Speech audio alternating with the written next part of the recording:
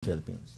Siya gumagawa ng mga... By the way, yung 2024 ayan yung ito yung year na siyempre nandun din yung kinikwento ni JJ yung ending nun.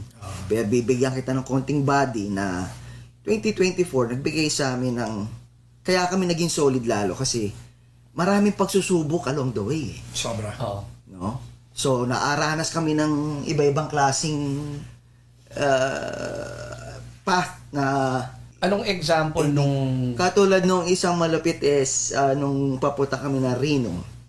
Oh my God. Yun I think yun yung pinaka talagang pagsubok na malupit na pagsubok namin dahil syempre na may show kami doon, biglang hindi kami umurong dun sa usapan na gagawin namin yung show. Pwede naman kaming humindi pwede kaming umatras, di ba? Kasi nag-snow. Snowstorm. Snowstorm. Pero kaming tatlo parang like, hindi, let's go. Nag-commit tayo So talagang commitment. Committed kaming tatlo. Walang nag-ani. Walang ganun, hesitation. Go. Yung dinaanan namin daan, yung Donner Pass, marami namamatay doon. Oh yeah? Yeah.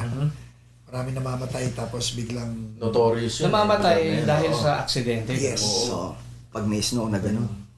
Okay. So, pero ang ending nung is pagdating namin doon, natuloy pa rin yung show at it was a successful show. So, kumbaga, yung pagsubok na yun, ending masaya pa rin lahat. Right. So, we're like, oh, so, wow, this is maganda, no? Kasi imbes na maging traumatic experience siya, naging positive siya dahil... Oo. Di ba? Naging talagang experience siya for the naging unforgettable experience siya para Kasi sa inyo. nag-aalala kami parang like, oh my God, late tayo. Baka mag-alis, mag-uwi.